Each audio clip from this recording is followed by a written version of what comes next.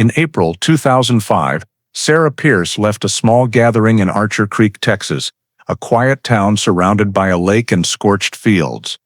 19 years old, a freshman at Baylor University, she drove her silver Civic out of the parking lot at 11:04 p.m., telling friends she'd be home in 20 minutes. She never arrived.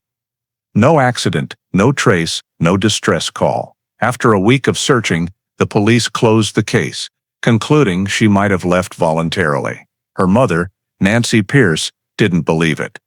Sarah would never leave without a word. Rumors spread through Archer Creek that someone picked her up on the road, that a green pickup truck was parked near the lake that night. Then time passed. Sarah Lynn Pierce's file was stored in the McLennan County archives, sealed under nearly 2 decades of dust. In February 2023, when construction crews expanded an area near Lake Waco's shore, they found human bones mixed with clay and reed roots. Beside them was a silver bracelet engraved with 3 letters, SLP. At the Texas DPS lab, Detective Elena Cruz reopened the old file. A red fabric scrap collected in 2005 was sent for analysis with next-generation DNA technology. And from those worn fibers, a DNA profile emerged, not matching any criminal database, but belonging to a man present the night Sarah vanished. A man who knew the road to the lake better than anyone. A man patient enough to wait 18 years until the truth surfaced from the ground. Before diving into the story, don't forget to subscribe to the channel and hit the notification bell to stay updated on the latest cases.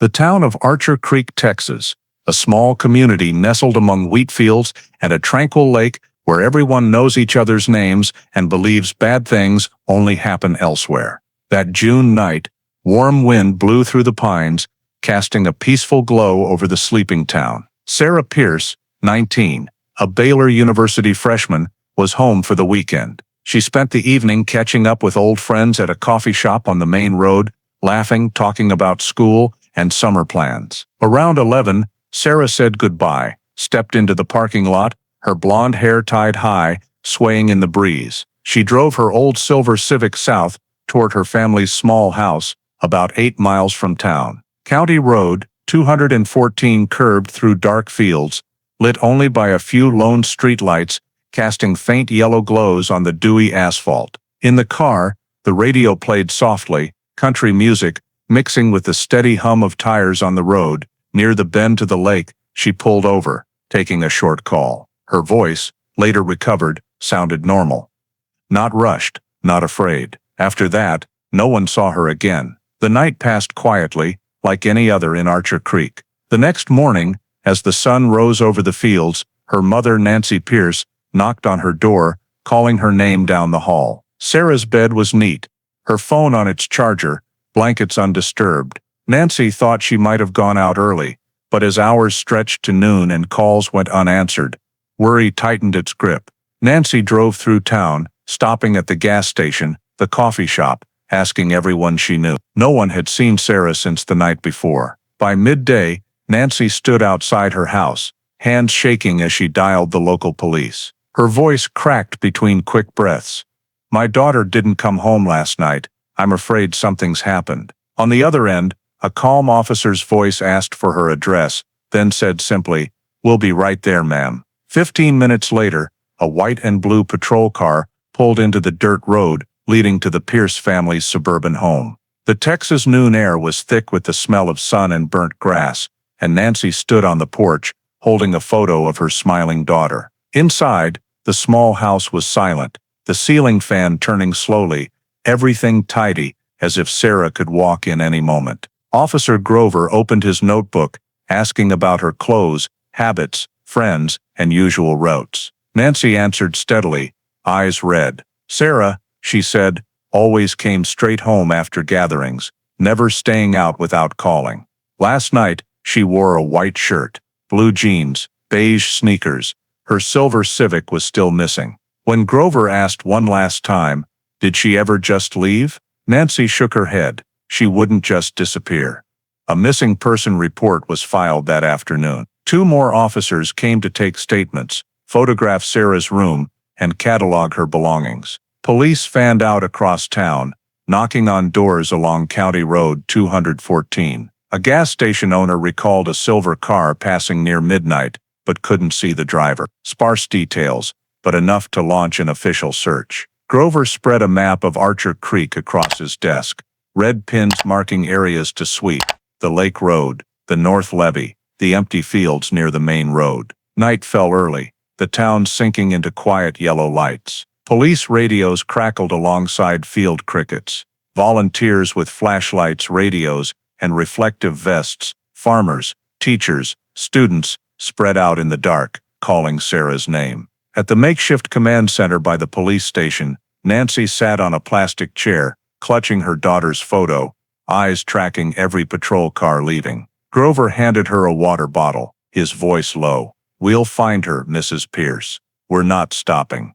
On the third morning after Sarah vanished, Texas sunlight spilled over Archer Creek's dry golden fields. Heat rose quickly, and the tired search team pressed on along County Road 214, the narrow road cutting through fields to the lake's north shore.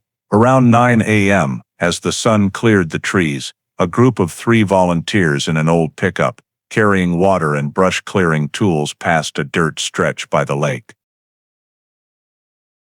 1.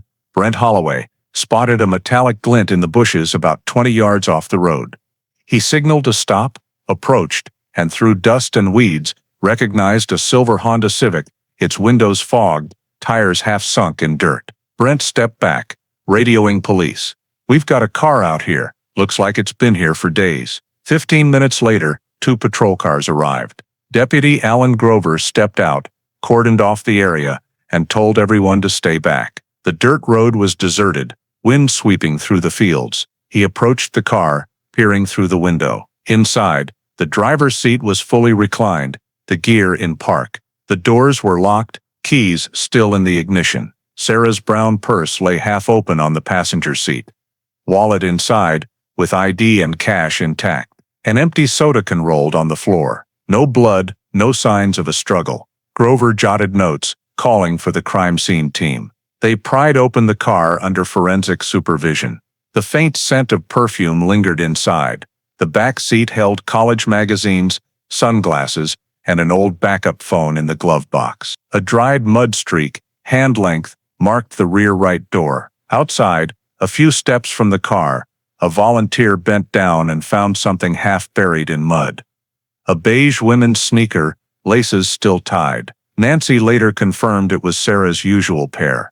The forensic team arrived by noon. They photographed, measured, collected tire tracks, soil samples, hair, fabric, and fingerprints from the door handles. Sunlight glared off the car's hood, everything shimmering like a silver mirror. Dust caked the windshield, suggesting the car had sat there at least 2 days. No other tire tracks were found. Grover scanned the area, soft soil, prone to impressions, but only the volunteers' footprints marked it. He frowned. No fight, no theft, no clear clues, just a car abandoned where few passed by. The next morning, the area around Lake Waco became the focus of an unprecedented search in Archer Creek. Before dawn's fog lifted, dozens of police and rescue trucks lined the dirt road where the Civic was found. County police, local volunteers, firefighters, and even nearby college students joined the effort. A Texas state helicopter circled above, its spotlight sweeping the lake and surrounding woods. On the ground, teams fanned out, marking search zones with ropes. Engines roared, radios buzzed, and police dogs barked across the still water. Grover stood at the lake's edge, watching light dance on the surface. Radio updates crackled, team checking east shore, nothing found. Teams say, running sonar, 8 meters deep, no anomalies. Gasoline and mud scented the air. On the bank, forensic techs scoured for traces, fabric, hair, anything suggesting Sarah was there. They found only a broken hairpin and an empty water bottle. Quick tests showed no relevant fingerprints or DNA. As the helicopter dipped low, its blades stirred ripples, scattering dust and leaves. Grover looked up, face taut. 36 hours since the car's discovery, and still no sign of Sarah. In the temporary command room, a map sprawled with red marks, each a searched area, each square labeled negative. Nancy sat in a parked patrol car, staring through the window. Someone handed her a cold coffee. She didn't touch it. That afternoon, a witness appeared at the station. Curtis Dean, a delivery driver who frequented the lake route at night, said he saw a green pickup parked near the Civic's location around midnight when Sarah vanished. I thought it was just someone fishing or resting, no lights, but I saw a shadow by it. Grover pressed for details. Curtis recalled the plate started with TX, the rest unclear. The note was added to the file, but no registered vehicle fully matched. The search stretched into the southern woods. Teams traced paths, checked tree hollows, and scoured dips in the earth. Divers scanned the lake's depths with sonar and cameras, pulling up old tires, a rusted bike frame, and metal scraps. Nothing relevant. Each false find dimmed hope. On the second night, rain poured, turning the area to thick mud. Dogs lost scents, radar glitched, and the helicopter turned back in high winds. Grover sat in his car, flashlight illuminating a soaked map, red ink bleeding purple. He reviewed evidence. A sneaker, a hairpin, a bottle, nothing conclusive. A young officer whispered, "Maybe she left with someone." Grover didn't reply. Without a body or clear evidence, every theory was a shadow in the fog. By day 3, resources and manpower dwindled. The helicopter returned to base. Divers finished their final sweep. The report found no clear criminal evidence. The station chief met with investigators, concluding suspicious disappearance, no confirmed foul play. The official search halted at 6 p.m. As sunset stained the lake red, Nancy refused to leave until night fell. She stood at the shore, staring at the glass-like water where patrol car lights reflected in trembling streaks. Grover approached, saying softly, "We'll keep going when we get new leads. I promise." She nodded, silent. Overhead, the last helicopter faded into the night. As headlights dimmed, only scattered frog calls from the reeds remained, and the dark water seemed to swallow all answers. As the search paused, Archer Creek slipped back to its slow rhythm. For weeks, posters of Sarah Pierce hung in stores, gas stations, and on utility poles. Locals whispered her name at the grocery, but any news, questions faded. Summer turned to fall. Dry leaves piled along County Road 214. Then winter brought cold winds across the lake, where her car was found. By the new year, Sarah's file rested in the station's iron cabinet. Collected evidence, a bag of soil, hairs, a small red fabric scrap, and the sneaker were sealed, labeled in black marker. DNA testing in 2005 was basic and costly, reserved for clear homicides. Sarah's case, labeled missing, cause undetermined, left samples stored for future developments. Grover signed the final report, sealed the evidence envelope, and sent the file to McLennan County. On its clear plastic cover, in slanted print, "Missing person, Sarah Pierce." Local papers stopped reporting after months. No body, no suspect, no explanation strong enough to hold public interest. Nancy called the police monthly, hearing the same. "No new information, ma'am." Sometimes Grover answered, his voice heavy, offering weak encouragement. He kept Sarah's photo on his desk, by a chipped coffee mug, a reminder of unfinished business. Years passed, and station staff changed. Younger officers barely knew the case beyond breakroom tales. A still missing note on the wall, faded, its edges curling in Texas heat. In McLennan County's vast archive, thousands of unsolved cases stacked in metal rows to the ceiling. Sarah's file sat in drawer 6, row D, among 2005's missing persons. Occasionally, new archivists opened the box to update catalogs, relabeling. Dust swirled in the air, fluorescent light, glinting off yellowed folders. Grover's handwritten notes, slightly smudged, remained clear, signed in blue ink. Inside were seen photos, reports, a lake map, and a thick plastic evidence bag. Everything was intact, yet meaningless, buried in time. Grover retired in 2012. Before leaving, he visited the McLennan archive to hand over old files. Seeing Sarah's box, He brushed dust off the label, telling the archivist, "Don't toss it, keep it here. Maybe one day someone can do what we couldn't." He smiled, weary, and signed the log. The archive stayed open, staff passing old boxes under dim lights. Each closing door echoed in the cold, quiet space. The last light caught dust motes, settling on faded folders. Missing person, Sarah Pierce endured, a faint, stubborn reminder, waiting for someone to open it again. 17 years passed since Sarah Pierce's silver Civic was found on the dirt road to the lake.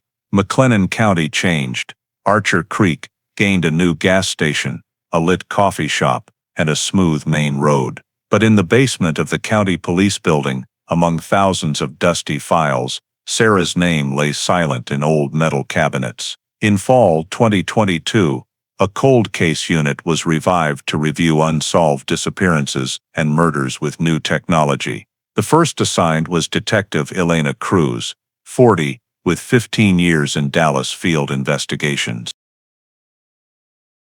Cruz didn't trust hunches, but she trusted details. In her small office, she spread old case files across her desk, reading every faded line. Most were minor thefts or abandoned assaults, but a thin, yellowed file caught her eye.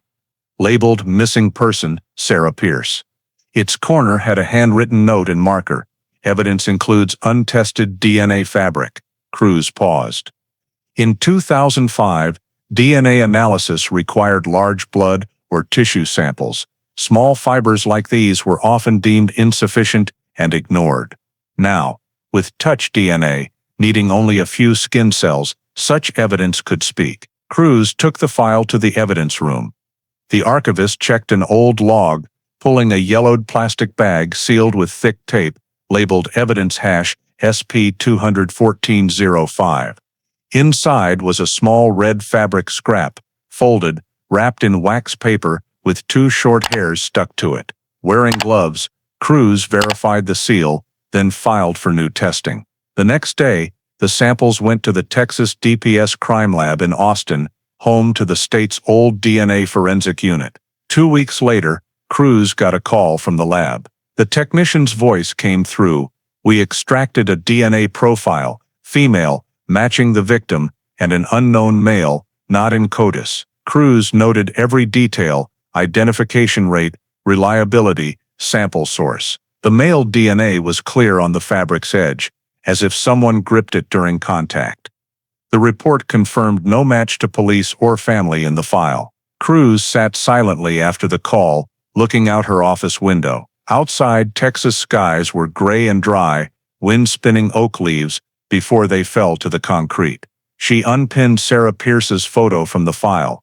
A young girl smiling brightly, hair tied high, eyes alive. 17 years, Cruz said to herself. And you finally left something someone couldn't hide. The next day, she wrote a report to officially reopen the case. In her summary, Cruz stated clearly, based on new DNA analysis from Texas DPS lab, Sarah Pierce's disappearance has grounds for suspected criminal activity. Recommend transferring the file from missing person to active homicide investigation. The form was signed and stamped at the end of the day. As she filed the documents, the dim fluorescent light overhead cast shadows on other boxes. Hundreds of silent stories, still waiting for someone to reopen them. She locked the door, turned off the light, leaving only the faint green glow from the computer screen, reflecting on the faded folder labeled Missing Person, Sarah Pierce. For the first time in nearly 2 decades, that file was marked active. In February 2023, the Texas sky was a thick gray. Steady rain for days left the area around Lake Waco, mired in mud. On the lake's western edge, a construction crew was leveling ground for a new residential road. Around 9 a.m., the excavator operator, Robert Dealey, heard metal strike something hard underground. He shut off the machine, stepped down to check. Amid the wet soil, a pale white object emerged, like a broken piece of pottery. He bent down, brushed it lightly, then froze for a few seconds. It was part of a human skull, grayish, cracked at the temple. "Stop the machine," he shouted. The worksite fell silent. Minutes later, the supervisor called McLennan County Police. When the first patrol car arrived, the area was cordoned with wooden stakes and orange caution tape. The officer in charge logged GPS coordinates, immediately calling for the forensic team. The rain eased, a cold wind sweeping across the lake, carrying the smell of damp earth and rotting grass. The forensic team arrived at noon, bringing a temporary tent and excavation tools. They worked slowly, scraping soil, layer by layer per protocol. The deeper they dug, the more bones appeared, a forearm fragment, a few vertebrae, and finally a nearly intact pelvic bone. Beside the bones was a dark, rotted fabric scrap and a glinting object under the mud. When a technician picked it up, it was a thin silver bracelet, tarnished, with 3 tiny letters etched inside, nearly worn by time. SLP. Elena Cruz arrived at the scene by 2 p.m. She knelt to examine the bracelet, her eyes locking on the engraved letters, her heart pounding. Sarah Lynn Pierce, those exact 3 letters. No confirmation needed. She knew she stood at the burial site of the answer Archer Creek had awaited for nearly 2 decades. The area was expanded by 10 square yards, each soil layer sampled, coordinates, and times logged. A technician placed all bones in plastic trays, counting each piece, photographing, and wrapping them in white cloth. Police collected nearby items, a plastic button, a metal zipper fragment, and tiny glass beads possibly from a watch. All were labeled evidence SP-214-23, sealed on-site, and loaded onto a specialized van. Cruz stood quietly at the site's edge, watching workers hunched under the late afternoon's yellow light. She thought of the note she'd read months ago. Evidence includes untested DNA fabric. That fabric had brought her back here. Grover's old report echoed in her mind, soft soil, easy to mark, but nothing but our own footprints. Now, that same empty soil had revealed the truth. Preliminary examination confirmed the bones belonged to a female, aged 18-25. Based on decomposition and soil settling, the time of death was estimated at least 15 years prior. Forensics noted an unusual curve in the rib cage, possibly from pressure during burial. The field report read, "No sign of animal disturbance. Burial deliberate." Police paused excavation at dusk. They covered the site with tarps, sealed it with yellow tape, and left a small guard post overnight. Cruz left the scene, walking slowly to the parking lot. Above, gray clouds hung low, rain misting again. She looked up, took a deep breath, feeling a heavy yet clear resolve. 17 years, she whispered, and we finally found you. The next morning, at the Texas State Forensic Center in Austin, the samples were received and logged. The silver bracelet was lightly polished to read the engraving. Experts confirmed it was hand-etched, likely custom-made. The bones were cataloged, X-rayed, with dental and femur samples taken for DNA analysis. The dark fabric was processed for tissue traces. All evidence was meticulously logged into the new Evidence Link system, a platform non-existent in Grover's time. Cruz stood behind the lab's glass window, watching each technician's move. Every pen scratch, every sealed evidence bag, stirred an odd feeling, both heavy and like a beginning. She recalled Grover's words when handing over the file, "Don't toss it. Someday, someone might do what we couldn't." That day had come. Late that afternoon, a preliminary report was sent to McLennan County. The examiner wrote concisely, "Remains belong to female aged 18-25. Estimated time of death consistent with 2005 disappearance. Personal item marked SLP. Recovered." Cruz read each word, then set the report down. On her computer, she reopened the 2005 scene photos of the silver Civic doors closed.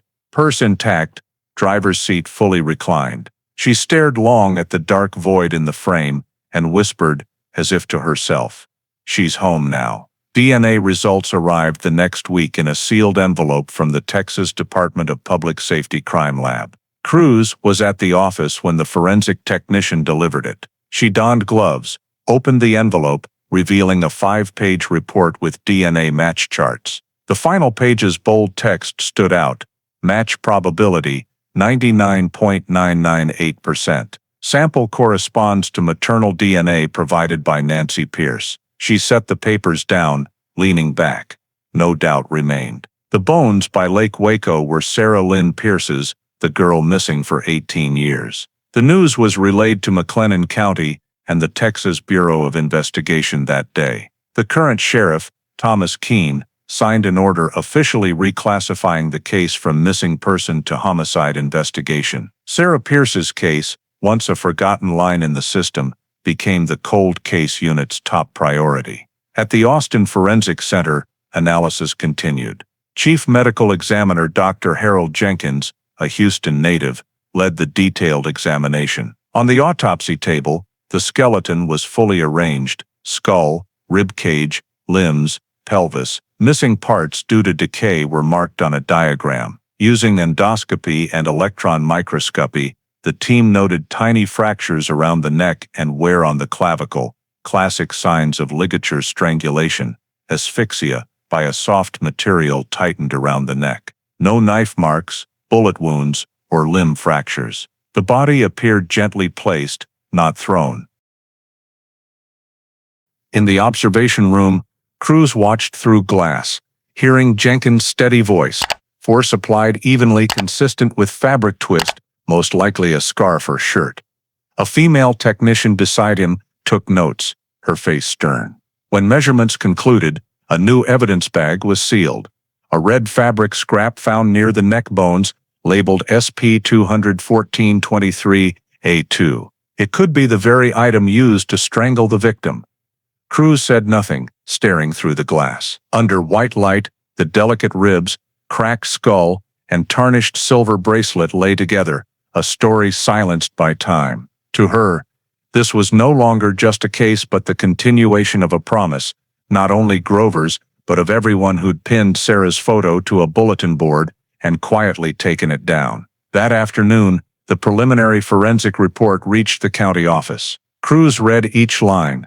The remains belonged to Sarah Lynn Pierce, female, 19 years old at time of death. Cause of death, asphyxia due to ligature strangulation with a soft material, likely textile. Estimated time of death, mid-August 2005. She printed a copy, clipping it to the old file, still holding yellowed news clippings and Grover's handwritten notes. The line "Case status, missing" was crossed out, replaced with fresh blue ink. Status, homicide investigation. The identity confirmation was kept internal. Crews called Nancy Pierce that evening, her voice calm, measured. On the other end, after hearing the news, the woman was silent for a long moment. "I knew this day would come," she said softly. "But I didn't think I'd actually hear it." Crews replied only, "We'll keep going, Mrs. Pierce. The truth is still out there." After the call, she turned off the office light, leaving only the faint computer glow on the updated homicide investigation label. The next morning, a closed-door meeting was held at the cold case unit headquarters. Crews presented the DNA results, forensic conclusions, and initial evidence of soft material strangulation. She projected images, the SLP, bracelet, scene diagrams, and reports confirming gender, age, and cause of death. The room was silent. A young officer in the back whispered, 18 years, and now we know she didn't leave. Keene nodded, eyes fixed on Sarah's photo on the screen. "So we're not looking for a missing person anymore," he said slowly. "We're hunting whoever made her disappear." Crews closed the file, feeling something shift slowly but surely in the silence, like an old gear oiled after nearly 2 decades of stillness. Somewhere in the city, someone had lived calmly for 18 years, believing the Earth's silence would keep their secret forever. But now, with technology and persistence, that secret was cracking. That afternoon, stepping out of the building, Crews paused in the courtyard, looking at the pale blue sky. Sunlight glinted off the distant lake, just as it had the morning Sarah vanished. A cold, clear feeling rose within her. At last, this case had a true beginning. The Austin lab sent a short report by month's end. In the red fabric around the skeleton's neck, besides the victim's DNA, Technicians identified a second genetic trace, male. The sequence was clear enough for a full profile, but when entered into CODIS, the screen showed a cold line. No match found, no criminal record, no prior arrests matched the biological signature. The DNA was an echo from the past, nameless, faceless. Cruz stared at the report, fingers tapping lightly on the desk. She'd anticipated this. If the perpetrator was never caught or sampled, the national database would never find him. The issue wasn't matching, but tracing backward. She recalled a tool, now used nationwide: forensic genealogy. Building family trees from DNA, cracking cases thought buried. Cruz drafted a request to collaborate with Parabon Nanolabs in Reston, Virginia, leaders in genetic ancestry identification. A week later, the DNA sample was sent via secure transport, preserved in liquid nitrogen, with raw genetic code. Parabon wouldn't search for who, but which lineage carried matching markers, comparing against millions in commercial testing databases. The preliminary report noted, sample quality sufficient for genealogical comparison, expected return 3-4 weeks. Waiting was the hardest part of any DNA investigation. During those days, Cruz reread the entire 2005 file, witness lists, interview transcripts, Grover's scene photos. Everything felt so familiar, it was like living in someone else's memory. That red fabric, deemed forensically insignificant nearly 2 decades ago, now anchored the case. When Parabon's results arrived, Cruz opened the email at night. The report, 36 pages, was titled Genealogical Reconstruction, Sample SP214-23A2. The opening pages showed complex family trees, each branch a name, region, or percentage match. The summary's final line made her pause: strong familial linkage to the Jensen lineage, residing historically in Belmead, Texas. Belmead, less than 20 miles from Archer Creek.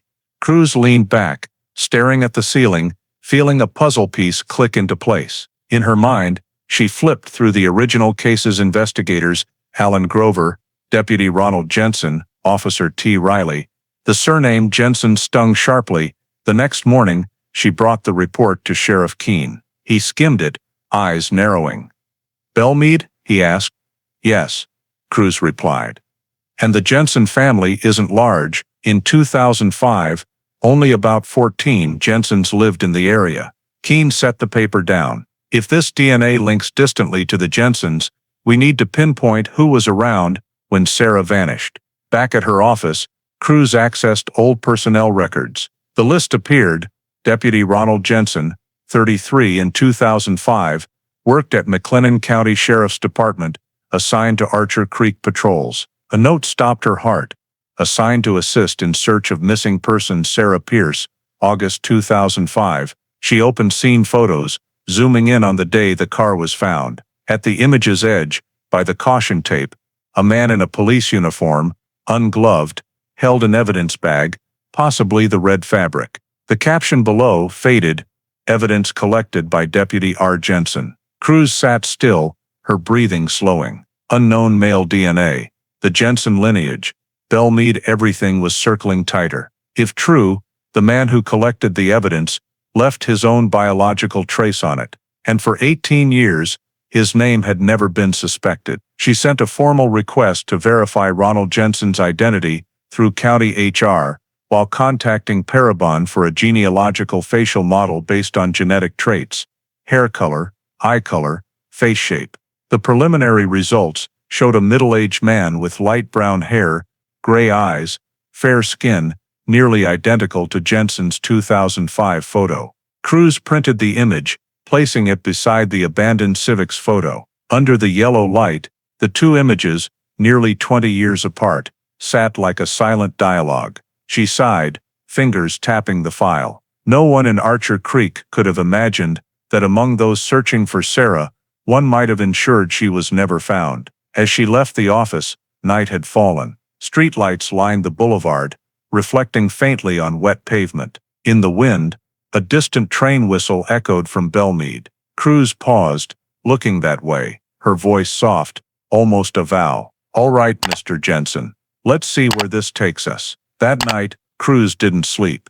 Parabon's report and the scene photo replayed in her mind like a glitched film. Unknown male DNA, the Jensen lineage, Belmead, and a deputy named Ronald Jensen who handled Sarah Pierce's scene. She reopened the digitized 2005 file, original reports, scanned from an old fax. In the evidence collection, scene hash, SP-214 section, a neat blue signature read, collected by Deputy R. Jensen. No question, he collected the red fabric with the unidentified DNA. The next morning, Cruz brought the file to Sheriff Keene's office. On the desk, she spread 3 large prints, one of the Civic in the bushes, one a close-up of the red fabric, and the third of Jensen, 18 years younger, standing by the car, ungloved, holding an evidence bag. He wasn't wearing gloves, she said firmly. No one else touched this evidence before sealing. The male DNA on the fabric can only be his. Keene stared at the photo, brows furrowed. When did Jensen leave the force? He asked.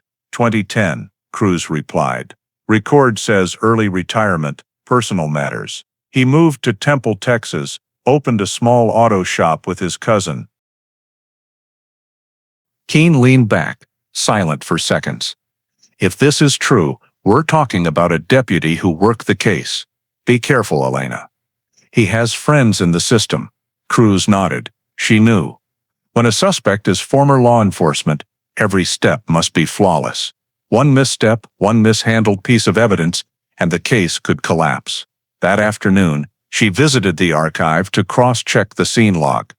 The original, yellowed paper bore Jensen's blue pen marks. In collected materials, a note, piece of red fabric, retrieved from passenger side door handle. No blood visible. She reread it, eyes narrowing. Door handle, she muttered. Recent forensics placed Sarah's DNA near the driver's seat, but the fabric was found at the passenger door. The locations didn't align. The fabric might have been moved or placed. That evening, Cruz called McLennan County Sheriff's HR for Jensen's detailed service record.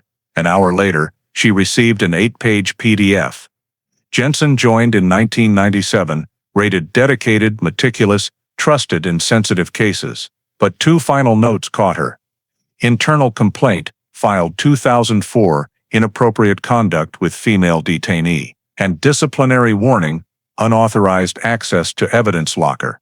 Those lines cut like a cold blade. Cruz printed the report, clipping it into a red person of interest folder. She opened her laptop, typing the first line of a memo. Subject, Ronald Jensen.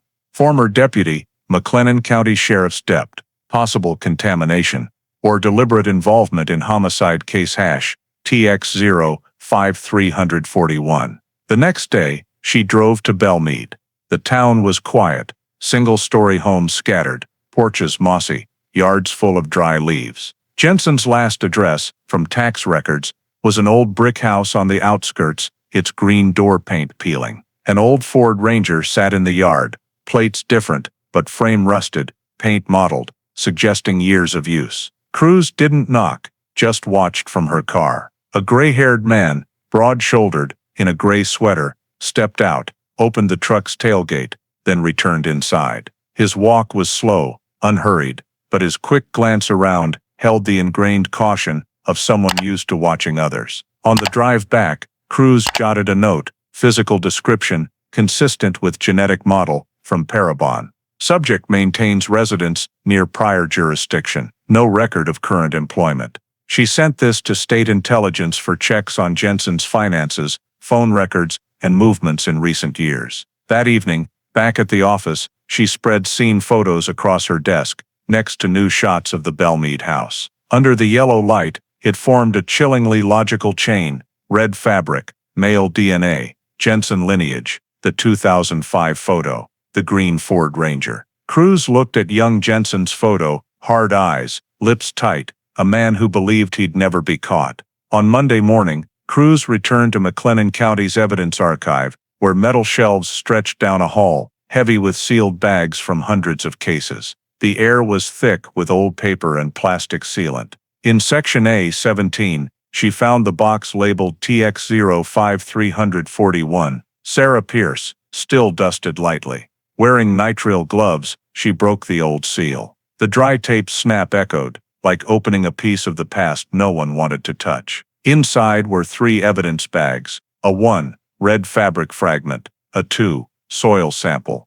a 3, driver's seat swab. A 1 was the red fabric tested last month. The other 2 had never been analyzed with modern tech. Crews sent all 3 to the Texas DPS Forensic Science Center for parallel testing. She needed to know if the male DNA appeared elsewhere, especially inside the car. 7 days later, the lab report arrived. The first line stopped her cold. Sample A3, partial male DNA profile detected. Loci match probability with a 199.994%. In other words, the DNA on the red fabric and the driver's seat came from the same man. Crews reread the number. No more doubts. It was a match. She called Dr. Harold Jenkins, Austin's forensic lead, to confirm. His voice was calm, firm, same genetic profile. And based on degradation, the seat DNA was left before the car was abandoned. It's not post-scene contamination. Crews leaned back, palms cold. If the DNA was in the car and on the strangling fabric, that man wasn't just near the scene, he was in the car, touching Sarah while she was alive or just after death. All that remained was a name to match the profile. She reopened Jensen's file, pausing at his 2005 duty notes. He was assigned to Archer Creek the night Sarah vanished, aiding the search. He claimed no knowledge of the car's location, only helping cordon areas. But the scene report listed Jensen as the first to find the car with volunteers. Crews frowned. If true, Jensen could have accessed the car before others arrived, leaving traces. To be certain, Crews requested a tech trace of the evidence chain of custody. The result stunned her.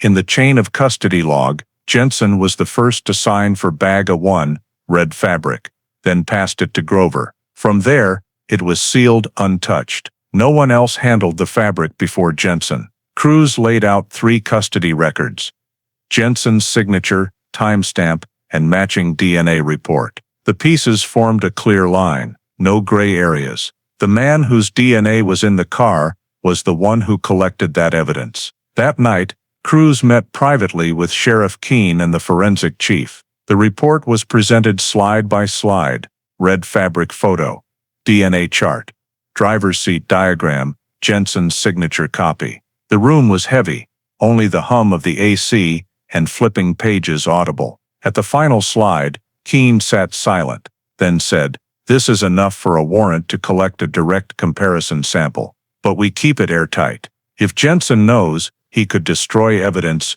or flee the state." Crews nodded. "I'll request a DNA warrant from the county court this week. 1 hair or coffee cup is enough to match." After the meeting, she stood alone in the room, looking at Sarah's photo on the whiteboard. The 19-year-old smiled faintly, eyes bright and kind, as if still alive in that 2005 summer night. Crews whispered, "We're getting close, Sarah." The next day, Crews and a forensic technician returned to the evidence archive. They checked each remaining bag in the box, photographed new seals, and resealed everything with digitized tags. As she closed the lid, Crews added a note: "Male DNA matches on evidence. A 1 and a 3. Conclusion: the same man was in the car and in contact with the victim's body." That night, back home, she couldn't sleep. In the dark, the DNA numbers and Jensen's signature flashed in her mind like the cold code of a crime. Outside her window, the Texas wind blew softly, carrying the scent of dry earth and prairie dust. Crews closed her eyes, knowing tomorrow would shift everything into a new phase, one where a name would face undeniable evidence. Before turning off the light, she scribbled in her investigation notebook, "Forensic findings strengthen suspicion toward Ronald Jensen. The traces cannot be coincidental. He was there, and he knew she was dead." Rain fell lightly as Crews stepped out of the county courthouse, holding an official search warrant for Ronald Jensen's property and vehicles. She'd waited weeks for this moment, each DNA result, each tiny sample now strong enough to link the physical evidence chain. Tax records showed Jensen once owned a 2003 blue-green Ford Ranger, license plate TX4LZ829, transferred to a cousin in 2011, shortly after he left the force. The truck was now in an old warehouse on Temple's outskirts, leased as a mechanic's shop. Crews and forensic technician Mark Laird drove there the next morning. The cousin, Earl Jensen, opened the door, visibly uneasy upon seeing the warrant. "It's in there, I haven't touched it," he said, hands trembling pointing to the warehouse corner. Under thick dust, the Ranger appeared, blue-green body, paint peeling in patches, front tires caked in dry mud. Crews approached, noting the VIN, matching the DMV record perfectly, down to the last digit. As the technician swept an LED light, it revealed old scratches covered with mismatched paint, as if someone had tried to hide a collision. Laird said softly, "Look at this wear, could be from soft material, fabric, or synthetic." Crews nodded, recalling a detail from the 2005 file. Sarah's jeans had microscopic blue-green paint traces on the left leg's outer seam, dismissed then as insufficient for comparison. She ordered paint samples collected from the truck, sealed in a glass vial labeled RJV1. She also sent a request to the Texas DPS crime lab to retrieve Sarah's original jeans and the fabric with paint traces from storage. Both samples, old and new, would be compared for chemical composition using infrared spectroscopy and gas chromatography, techniques unavailable in 2005. A week later, Austin's lab sent a 2-page report that left crews silent for minutes. Sample RJV1 and sample SP2005 jeans fragment exhibit identical binder polymer composition and pigment profile. High probability both originated from same make and model paint batch. In other words, the paint on Sarah Pierce's jeans perfectly matched the paint on Ronald Jensen's Ford Ranger. A coincidence too precise to be random.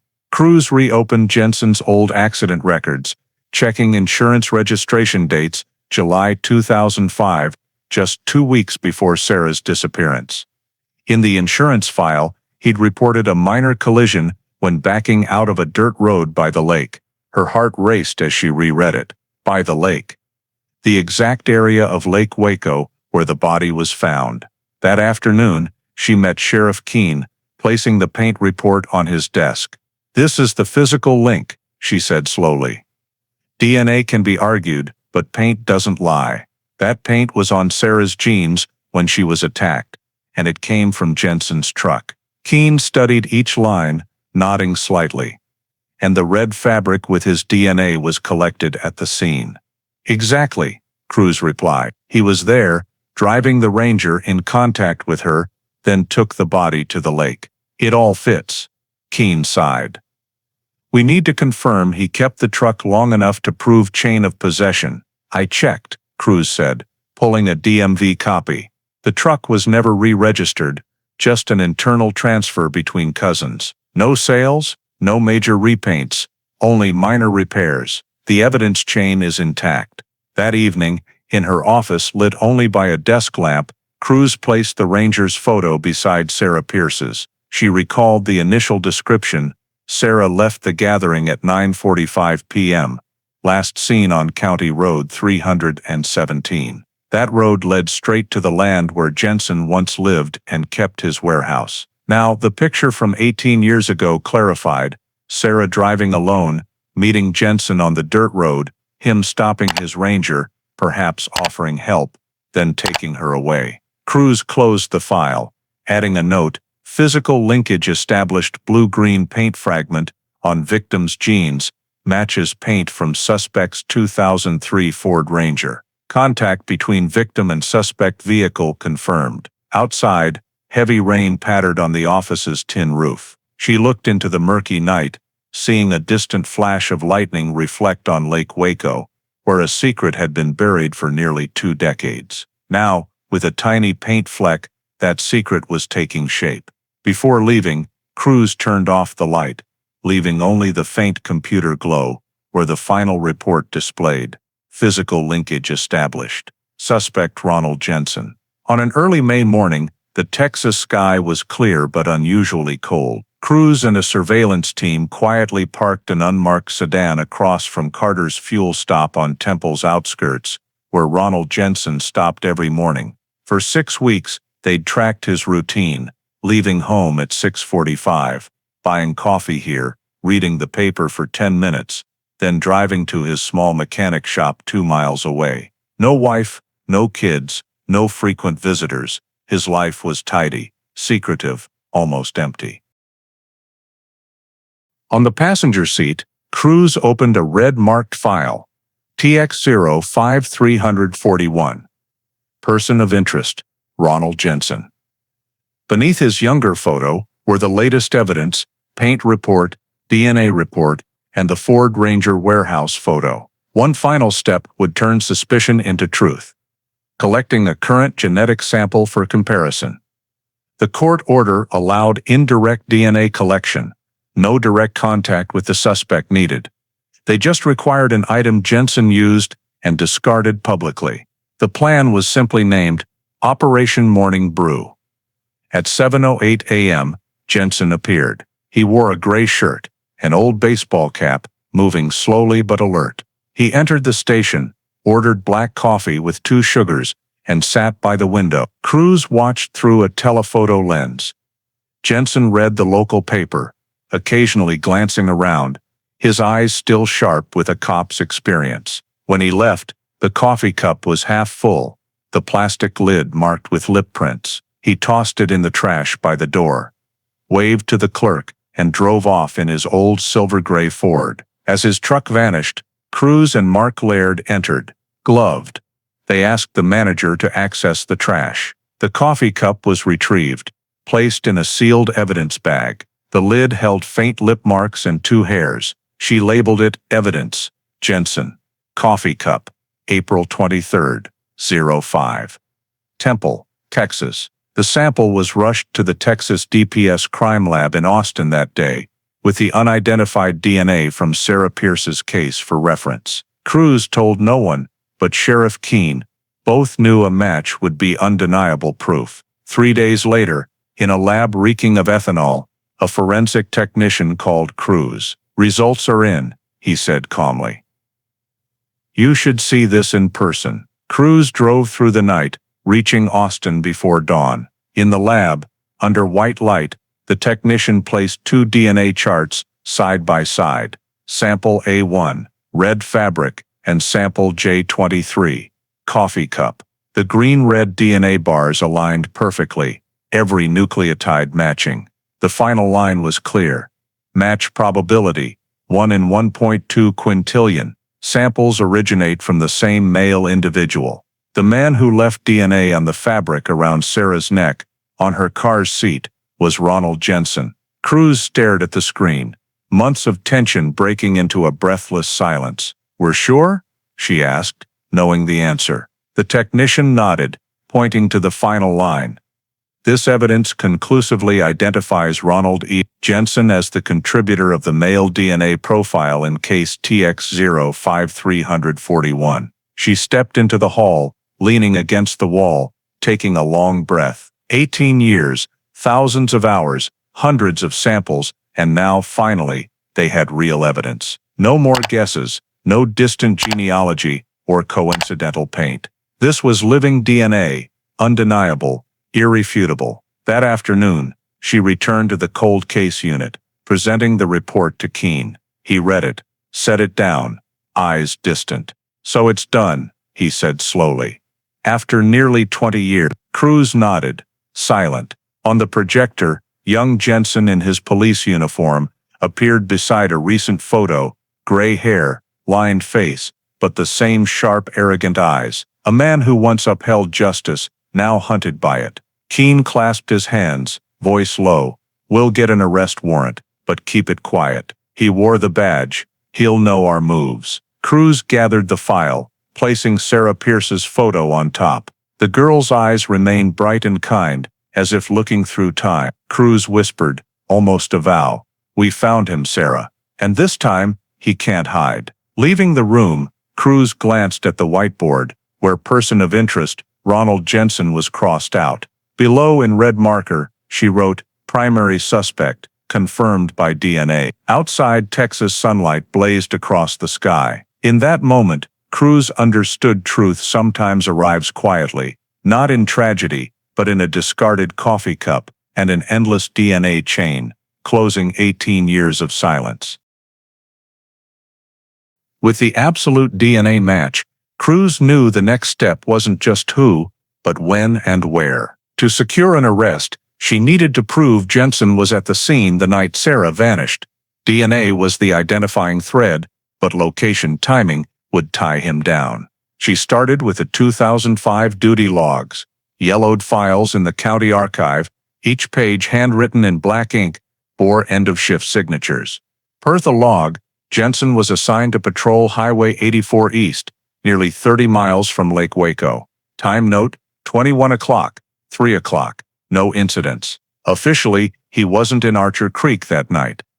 A perfect alibi if he hadn't written it himself. Cruz took the log copies to the digital forensics team, requesting extraction of 2005 internal radio data, old recordings stored on magnetic tape. The system auto-backed up quarterly, so original logs might be recoverable. 3 days later, technician Eli Warner called her to the lab. "You need to see this," he said. On screen was a real-time electronic log, showing GPS coordinates from Jensen's patrol car tracker. At 21:47, the signal showed his car leaving Highway 84, turning onto County Road 317, the road to the lake, and dropping out for 43 minutes. By 22:30, it returned to the main road. Cruz stared at the map, a chill running down her spine.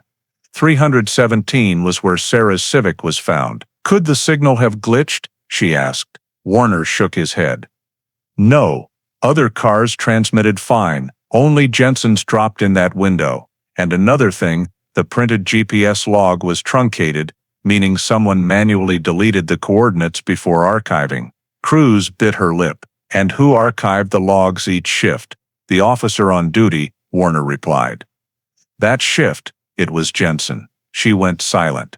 It was falling into place. Jensen erased coordinates, rewrote logs, and hand-documented to place himself elsewhere. But Cruz needed independent tech evidence, immune to claims of internal tampering. She obtained a court order for 2005 cell tower data from Southwestern Wireless, which retained long-term location logs for old subscribers. She needed Jensen's phone number from them. After checking personnel records, she found it, issued by county. Device ID 2049 TXR, number 254, 789. A week later, the data arrived on a sealed drive. Cruz and a technician opened the old location file, each tower logged when Jensen sent or received signals on August 13, 2005. 2202, connected to Lakeshore Tower. 2218, signal roamed to a smaller tower, less than 2.4 miles from Lake Waco's shore. Both were outside his assigned patrol area. She jotted, he wasn't east of 84, he was at the lake. Presenting this to Keene, he sat silent, then said, if this is accurate, he didn't just kill, he covered it up for nearly 20 years. Exactly, Cruz replied. And he did it professionally. But tech has outpaced him. For cross-verification, Cruz sought a retired radio technician from 2005, Carl DeWitt, now living in Lorena. In his small pine-scented home, he played her a recovered raw audio from a backup tape. Amid static and signal noise, a distinct low, gravelly voice. Unit 12, reporting from County 317, checking vehicle abandoned roadside. Jensen's voice, unmistakable. The timestamp matched 21:51, the night Sarah vanished. Cruz gripped her notebook, heart racing. She asked, was this copied to the official file? DeWitt shook his head. No. The system backup failed then. Someone reported the tape damaged. I kept the spare, thought it might matter. She smiled, barely believing her luck. You just saved a case, Carl. She brought the recording back, replaying it multiple times in the lab. Jensen's voice was clear, no denying it. His scene report claimed he arrived after the car was found the next morning. Now, evidence showed he was there earlier, that night. That evening, alone in her office, Cruz spread out maps across her desk. Cell tower data, GPS logs, radio transmission, 3 layers of evidence aligned like a completed painting. All said one thing: Jensen lied. She typed into the supplemental investigation report, the final conclusion. Operational logs falsified. Cell tower data and recovered radio transmission confirm presence near Lake Waco at the time of disappearance. He falsified his location. Cruz printed the report, placing it on Keene's desk with Jensen's old uniformed photo.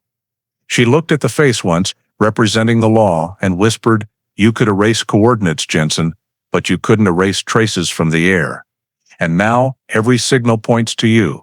Wednesday morning, before sunrise, the McLennan County Sheriff's Task Force gathered outside an old building on Oak Ridge, Temple's outskirts.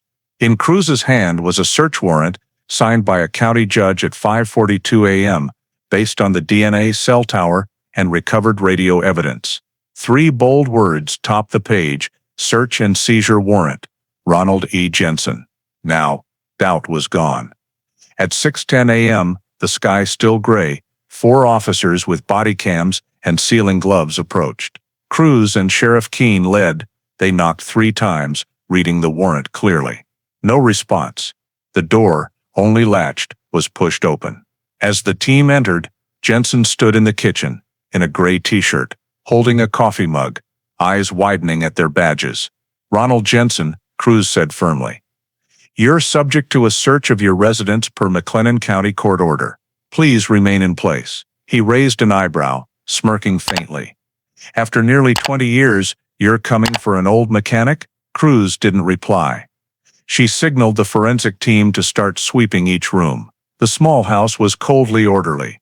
White walls, dark wood table, files neatly stacked like a barracks. But the last drawer in the study stopped everyone. Inside was an old wooden box, labeled 2005, personal.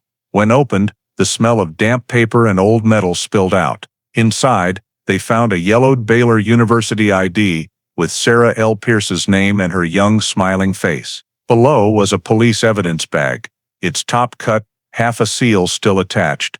Faint text, evidence #SP214. Cruz felt blood rush to her ears. She carefully lifted the bag with tweezers, breathing slowly. "This bag is the type police used in 2005, Keene said, his voice low. "No one but personnel could keep something like this."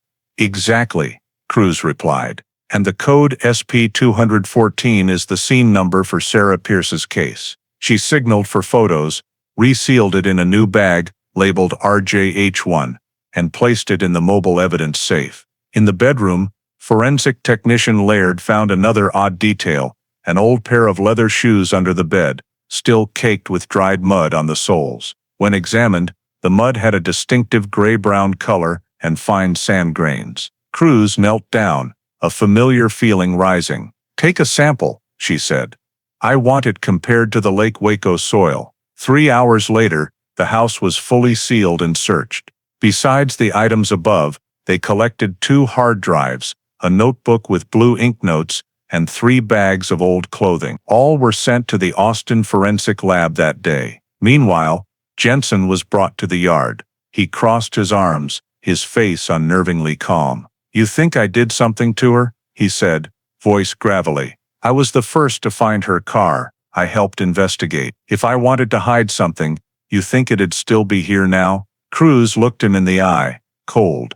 "It is still here, Jensen. On the fabric, on the car seat, in the bag you kept." A flicker of shock passed through Jensen's eyes, gone quickly. That afternoon, the lab sent preliminary results on the soil. The mineral composition and silt particle ratio matched the sample from Sarah's burial site at Lake Waco perfectly. The report concluded, both soil samples share identical mineral signature and microparticle distribution. High likelihood of same origin. Cruz read it, set the printout down, silent for seconds. Keene exhaled softly.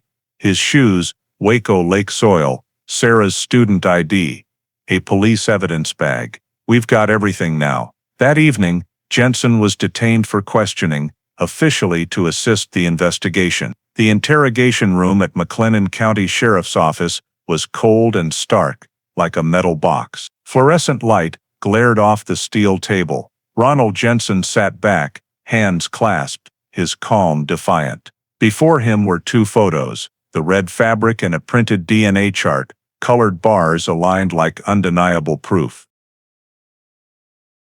Detective Elena Cruz entered, holding a thick file, her eyes cold and focused. She set it down, pulled a chair, and sat across from Jensen. "You know who I am," she said evenly. "I'm handling Sarah Pierce's case. You've been read your rights. Now we talk." Jensen shrugged slightly. "What do you want me to say?" "That case was almost 20 years ago. I don't remember much." Cruz flipped open the first page, sliding the forensic report toward him. "I think you'll remember this. Male DNA on the fabric around Sarah Pierce's neck matches 100% with the sample from the coffee cup you discarded 3 weeks ago." Jensen glanced at the paper, smirking. "DNA can contaminate. I worked the scene, you know that. I might have touched evidence on duty, nothing to it." "Is that so?" Cruz asked, voice lowering. "You're right, you touched evidence. But your DNA isn't just on the fabric, it's in the victim's car, on the driver's seat, where she was attacked. You saying you accidentally touched that too?" A flicker of unease crossed Jensen's face, but he stayed composed. "Could be cross-contamination," he said. "After all these years, no one can be sure it wasn't tampered with." Cruz paused, then opened another file. The evidence chain of custody from 2005 to now. She spread out, signed, sealed copies, each handler, date, and evidence code. "This is the chain for sample SP-214, she said clearly. "From when you collected it at the scene, to county storage, to Austin's forensic lab. Every opening was on camera, signed. No one but you left DNA on it. No cross-contamination. No accidental touch." Jensen leaned back, his eyes colder. "You think you can corner me with one sheet of paper?" Cruz tilted her head, her gaze sharp as a blade. "Not one, we have more. Soil on your shoes matches the burial site. The victim's student ID was in your house. And now, DNA. Want me to list the rest? Cell tower data, shift radio logs, the blue-green Ford Ranger, all point to one person, you." The room fell so quiet the ticking clock was audible. Jensen looked down, then up, his eyes darker, colder. "I'm done talking," he said, voice like steel. Cruz wasn't surprised. She knew that silence was more telling than any confession. When a former cop chooses silence, it means he knows all defense paths are closed. She gathered the file, standing. "You have the right to remain silent, and you're using it. But don't mistake it. Silence doesn't mean innocence." Jensen looked up, his gray eyes lacking their former confidence. "You think you're smarter than me, detective? I've seen messier cases than this fall apart over procedure." Cruz leaned down, eyes locked on his. "The difference is, I don't make mistakes, Jensen, and I don't hide bodies." She left the room. The metal door closed, the lock clicking sharply. In the hall, Sheriff Keene waited. "Did he say anything?" "No need," Cruz replied. He denied, then went silent. "That's enough." Keene nodded, pulling out his phone. "I'll call the DA. Your evidence chain is complete. One last step." That afternoon, Prosecutor Marcia Leland signed a 3-page document. At the bottom, Judge Hollister's signature was stamped in red. Arrest warrant. Ronald E. Jensen. Homicide in the first degree. The warrant was sent to the holding cell, where Jensen sat under dim light. As 2 officers entered, he looked up, realizing what he'd thought impossible was happening. The pride in his eyes vanished, replaced by a cold void. Cruz stood outside the observation glass, her gaze not triumphant, just deep and weary. 18 years, a young life buried, a badge wearer now in cuffs.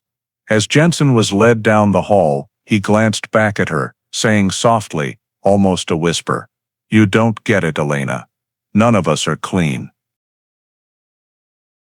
Cruz didn't respond. She watched him disappear, her mind echoing the final line of her report. Suspect denied involvement, but forensic evidence and chain of custody confirm exclusive contact. Case #TX05341. Probable cause established. Outside, Texas turned to rain, the first drops pattering on concrete. Amid the sound, Elena Cruz knew the 18-year silence had finally shattered. A week after Jensen's arrest, the Sarah Pierce case moved to scene reconstruction, the final step before the prosecution's court filing. At Waco's Forensic Analysis Center, the tech room glowed with dozens of screens, cables, and laser scanners. On the wall, a 3D image of Lake Waco and County Road 317 appeared, sharp to every square meter. Elena Cruz stood with lead engineer Daniel Pruitt, overseeing the reconstruction. "We scanned a 200-meter radius from where Sarah's Civic was found," he said evenly. "Terrain data, wind direction, slope, even soil depth around the burial site." He pointed to a digital map, red dots marking recovered dig traces via ground-penetrating radar. "We also reconstructed the body's drag path based on faint drag marks forensics found last year." Cruz watched the model, seeing details emerge. The Civic parked off the shoulder, driver's door open, seat reclined. 40 meters away, a jagged drag trail led to the lake, where Sarah was shallowly buried under about 20 inches of soil. The simulation auto-played the sequence. Sarah left the party at 9:45 p.m., stopped on the dirt road, then met Jensen in his Ford Ranger. The virtual camera angled down, the drag path aligned with the Ranger's tire marks from old satellite imagery. Pruitt pressed a button, switching to a thermal scan. "We used 2005 weather data to simulate decay rates and soil temperature that night," he said. "Calculations show if she was killed between 10 and 11 p.m., the body's decay matches what we found in 2023. He glanced at Cruz, meaning the time of death was within an hour of leaving the party. Cruz nodded, jotting notes. "That fits the last witness seeing Sarah at 9:47. And Jensen logged his shift at 9 o'clock, leaving the station by 9:30. She studied the model again. He had at least 45 minutes to reach the scene, enough to approach, attack, and hide the body. Pruitt continued. "We scanned the burial site's soil. It's clay-sand mix. Hard, not easy to dig. An average person unfamiliar with the terrain wouldn't know that spot was softer, ideal for hiding a body. But he chose a porous patch under an old farm drainage path. The perpetrator knew this place well. Like someone who patrolled the lake for years," Cruz said softly. They ran the full simulation, Jensen parking the Ranger by the shoulder, headlights dimly lighting the Civic. He approaches, talks to Sarah, maybe with a familiar line. "You having trouble?" Then she opens her door. The model showed a brief struggle, then shifted to the body being dragged from the car. No sound, just simulated arrows of movement. The room held only the hum of computers and Cruz's pounding heart. She knew this model would be the visual evidence for the jury, undeniable by any defense. Pruitt detailed further. The driver's seat angle matched a body pulled from the left. Paint traces from the Ford Ranger aligned with the victim's left pant leg. The distance from the car to the burial site matched Jensen's 43-minute radio signal gap. "And one more thing," Pruitt added. "Based on Jensen's height, strength, and the drag marks, we calculated the perpetrator was about 6 feet, over 180 pounds. Jensen was 6'1", 190. Then, everything matches to the detail." Cruz stayed silent for a long moment. Then her voice hoarse. He patrolled that area hundreds of times. No map, no light. He knew where it was quiet, where the soil was soft. That's why Sarah's body stayed hidden for nearly 2 decades. She stepped closer to the screen, watching the Civic's 3D model, abandoned in the field. The digital light reflected in her eyes, making it seem alive. In her mind, she heard Sarah's last call to a friend. "I'm almost home," and within an hour, that girl was gone from the world. That afternoon, as the tech team finalized the report, Cruz signed off and sent the data to the prosecutor's office. In the conclusion, a bold line stood out. Behavioral and spatial reconstruction indicates perpetrator possessed prior knowledge of terrain and police procedural awareness. Estimated time of death, within 1 hour of departure from social event. Before leaving, Cruz glanced at the full model. The case was now a complete digital map. Car location, drag path, soil depth, paint traces, DNA, Jensen's movements, each datum stitched 18 years of silence into one picture. Not of an exemplary cop, but of a man who knew the dark too well to exploit it. Stepping outside, hot Waco Lake wind carried the familiar scent of mud and water. Cruz paused, looking at the still lake. In the fading light, she thought of Sarah that summer night, and whispered, "We rebuilt it all, Sarah. This time, there's no corner for him to hide." The third-floor cold case unit meeting room was silent, save for the rustle of pages and the steady hum of a printer. On the table, files were neatly stacked, numbered, and color-coded by evidence group. Detective Elena Cruz had worked 12 straight hours to perfect what she called the evidence wall. Every data point, DNA drop, soil grain, paint fleck, arranged into an unbreakable logical chain. At the center was the forensic summary report, case #TX05-341, victim Sarah L. Pierce, suspect Ronald E. Jensen. The index's final number stopped everyone, 63 pages. Cruz opened the first page, Section 1, DNA samples, genetic sequence. From evidence a 1 and a 3 matches, J23, 100%. Match probability, 1 in 1.2 quintillion. Contamination risk, eliminated. Evidence chain of custody, continuous, camera verified, uninterrupted. Section 2, soil samples, silt grains, mineral content, and pH. On suspects' shoe soles, match the burial site soil. Chemical spectroscopy match ratio, 99.7%. 2023 sample, cross-referenced with 2005 scene sample.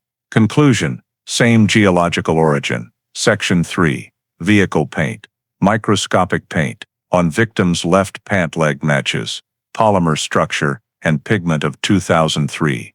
Ford Ranger, metallic blue, produced by Sherwin-Williams, code 4B7. FTIR and GCMS confirm same paint batch. Jensen's Ford Ranger, registered that year, shows no color change since purchase. Section 4, phone and radio data. Cell tower records show Jensen's device 254-789, XXX connected to Lake Shore Tower at 2202, and East Waco Subtower at 2218, 2.4 miles from the scene. Recovered radio tape confirms Jensen's voice reporting. Checking vehicle abandoned roadside at County 317 at 2151. Duty log was altered to omit this. Conclusion, suspect was at the scene the night of the disappearance. Section 5, items from suspect's residence. At Jensen's home, a police evidence bag coded SP-214, tied to Sarah Pierce's 2005 disappearance, was found. Victim's Baylor University ID was in the same storage box. Fingerprint analysis on the bag matches Jensen. All evidence was collected, sealed, and sent to Austin's Forensic Center. Section 6, scene reconstruction.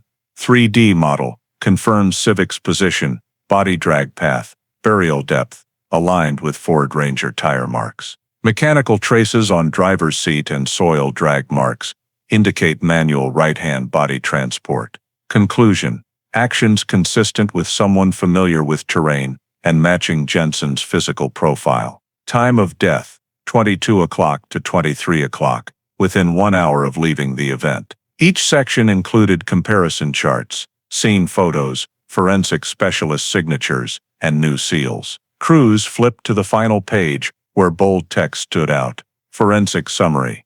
Conclusion. Based on combined physical, biological, and digital evidence, Ronald E. Jensen is conclusively linked to the abduction and homicide of Sarah Lynn Pierce. All materials meet evidentiary standards for prosecution under Texas Penal Code Section 1902. She signed her name under lead investigator.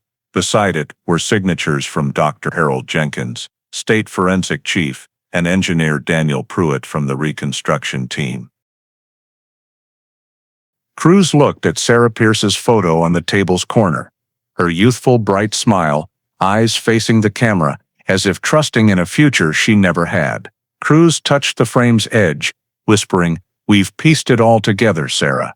Every trace, every soil grain, every last breath. Now, no one can deny it." At 9:30 p.m., she and Sheriff Keene signed the official copy, sealing it in a large envelope numbered TXAGIND 2023-174 for the Texas Attorney General's office in Austin to prosecute Ronald E. Jensen for first-degree homicide. Keene said softly, voice firm, 18 years, Elena. 18 years for these 63 pages, but they're worth every word." Cruz nodded. Not just for justice, for those who believe this case would never be solved. They placed the envelope in a transport safe, sealed with Texas's red stamp.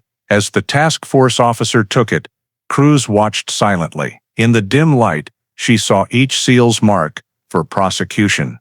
Office of the Attorney General, State of Texas. That night, she returned late. The office was empty, lit only by a yellow lamp on the whiteboard, where red text read "Case closed, recommend for indictment." She sat, opened her laptop, and typed the final investigation log entry. All forensic evidence aligns, chain complete. After 18 years of silence, the ground at Lake Waco finally spoke, and it said his name. Cruz saved the file, shut down. Standing, the hall's light caught Sarah's photo one last time. In that moment, she knew the file wasn't just sent to prosecute a killer, but to restore a voice to a forgotten girl. And somewhere out there, in the Texas night wind, Sarah Pierce's name was no longer just a line in a missing file.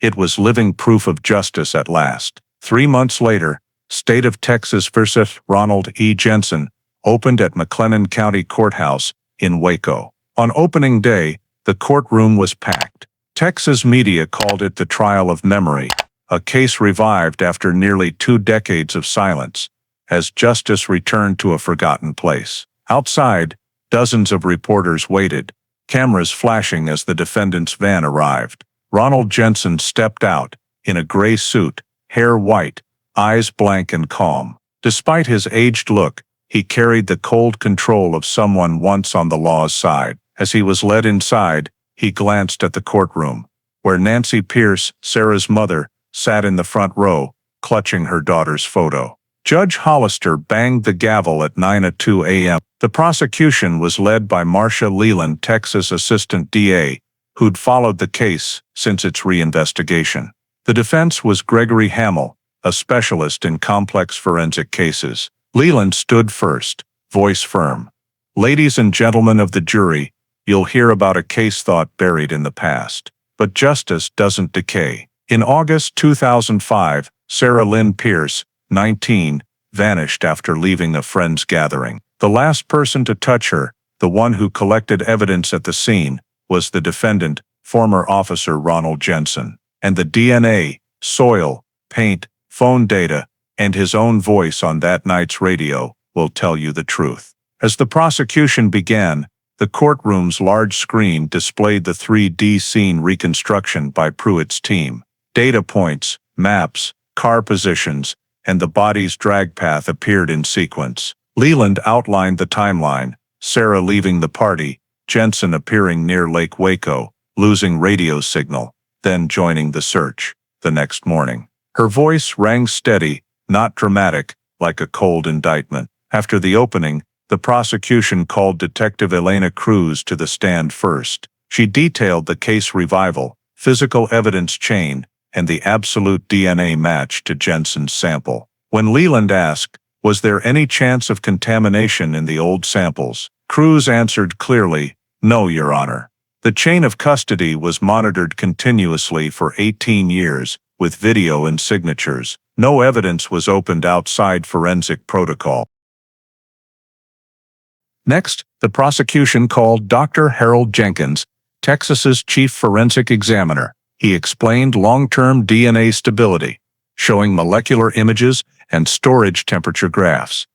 He said, "DNA, when kept in stable conditions, can last decades." These samples were sealed since 2005, unexposed, with no degradation. The results matched the defendant's recent sample perfectly. Hamill, the defense attorney, objected, arguing long storage could cause genetic distortion. Jenkins smiled, replying, "DNA doesn't alter its nucleotide sequence. There are only two ways for a mismatch: a new sample or an error. And in this case, there is no error." The prosecution called Dr. Lisa Courtenay from Parabon Nanolabs, who constructed the genetic family tree from the initial unidentified DNA sample.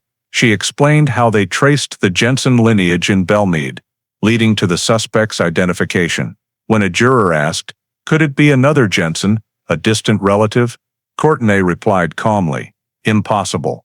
The genetic markers match to a degree only possible for the same individual or an identical twin, and the defendant has no twin." Over 3 days, the full evidence chain was presented: comparison photos of the Ford Ranger paint and traces on the victim's genes, cell tower and radio logs capturing Jensen's voice the night Sarah vanished, soil report matching the suspect's shoes to the burial site, Sarah's student ID, and the SP-214 coded police evidence bag found in Jensen's home. Leland concluded, "It's not just the DNA talking. He left evidence in every layer of soil, every paint fleck, every dust grain on his shoes. Those can only come from someone who was there." The defense countered. Hamill stepped forward, composed, trying to sound trustworthy. "Ladies and gentlemen, no one denies the tragedy of this case, but we're talking about evidence over 18 years old, handled by dozens of people across 2 generations of technology. Errors can happen. A single contaminated DNA cell from an investigator back then could frame an innocent man." He requested the court replay a 2005 video of Jensen processing the scene, suggesting DNA could come from contact during evidence collection. Leland objected, and the judge allowed it but demanded verification of evidence continuity. Cruz returned to the stand, presenting the chain of custody, the evidence's full journey from scene to storage. Each step had signatures, timestamps, and footage. "The evidence never left controlled hands," she said. "If there's contamination, it could only come from the first person to touch it. Ronald Jensen." Hamill frowned, but couldn't counter. He shifted to motive, arguing no evidence showed conflict between Jensen and the victim. No witnesses saw them interact. The prosecution replied, "Motive can be buried, but actions can't. He was at the right place, right time, with all physical traces pointing to the crime." The trial spanned nearly 2 weeks. Daily, Nancy Pierce sat in the front row, clutching the silver bracelet engraved SLP found by the lake. Cruz, leaving court each day, meticulously noted Jensen's reactions, his eyes, when faced with evidence. He rarely showed emotion, only pursing his lips, sometimes smirking at DNA. On the 11th day, the prosecution called its final witness, engineer Daniel Pruitt, who built the 3D model. He showed the court a simulation of the murder night, car headlights, drag path, burial depth. When the screen displayed the Ford Ranger stopping by the lake and a figure dragging Sarah down the slope, the courtroom fell utterly silent. Nancy Pierce wept. Ending her presentation, Leland faced the jury. "You don't need to trust our words. Trust the numbers, the traces, the science. It doesn't lie." Judge Hollister declared the evidence phase closed, recessing the trial for final arguments. As Jensen was led out, he glanced back at Cruz, offering a faint smile, the smile of a man realizing, for the first time in 18 years, what he thought was buried was now clear in justice's light. Cruz watched, silent. She exhaled, whispering to herself, "No one escapes the data, Jensen. No one escapes the truth." On the 13th day, Waco's sky was overcast, clouds low over McLennan County Courthouse. The courtroom's air was thick, every breath audible. The jury had been deliberating since noon, and for 6 hours, no one left their seat. Nancy Pierce sat silently, clutching the SLP bracelet, head bowed. By the prosecution's bench, Cruz leaned against the wall, gazing out the window as daylight faded. At 6:43 p.m., the jury room door opened. The courtroom stood, silent. The foreperson, a gray-haired man in a light blue shirt, stepped to the stand, holding a folded white paper. Judge Hollister nodded. "Does the jury have a verdict?" "Yes, Your Honor, we do." "Read it." His voice rang clear, word by word. "We, the jury of McLennan County, after reviewing all evidence presented, find the defendant Ronald E. Jensen guilty of murder in the second degree in the case of Sarah Lynn Pierce under Texas Penal Code Section 1902. Murmurs rippled through the room. Jensen sat still, eyes blinking, jaw twitching slightly. No outburst, no protest. Just cold resignation. A man who knew the game was over. The judge struck the gavel once. "Sentencing," he read slowly. "Based on the jury's verdict and the crime's penalty framework, defendant Ronald E. Jensen is sentenced to 35 years in Huntsville State Prison, Texas, with no parole eligibility for the first 25 years. Incarceration begins today, May 17, 2023. A wave of emotion swept the courtroom. Nancy Pierce covered her mouth, tears falling silently. Cruz gently touched her shoulder, saying nothing. 18 years, and one verdict closed, half a lifetime of waiting. Across the room, Jensen whispered to Hamill, who nodded slightly, head bowed. As two officers cuffed him, Jensen stood, posture rigid, but his eyes no longer held their old arrogance. He met Cruz's gaze. "You won," he said softly, a faint smile flickering. Cruz replied, voice steady.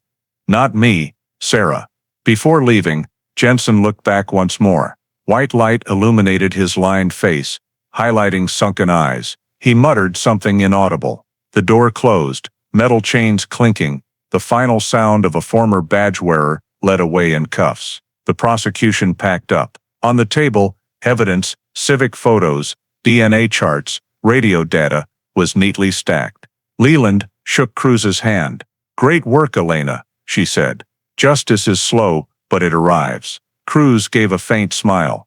"We just did our job." As the room emptied, only the judge's voice echoed, mingled with the scent of fresh ink. Nancy remained in the front row, staring at the bench where the verdict was read. Cruz approached, asking softly, "You okay?" Nancy looked up, tears in her eyes, but a faint smile breaking through. "She was finally heard," she said, voice trembling but warm. "I promised I wouldn't let her be forgotten." Outside, the day's last light faded on the courthouse bricks. Reporters had left, leaving only warm Texas wind over stone steps. Cruz stood at the top, gazing down the long road toward Lake Waco, where it began, and where justice returned. That night, she returned to the cold case unit.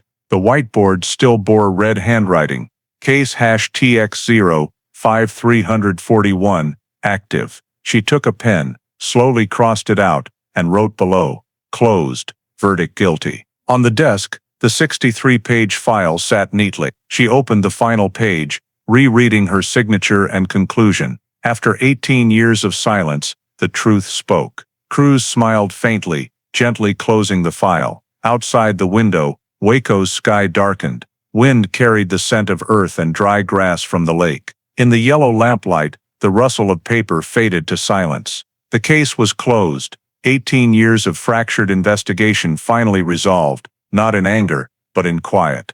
A different, peaceful silence. Cruz turned off the light, whispering before closing the door, "Justice is slow, but it always finds its way back."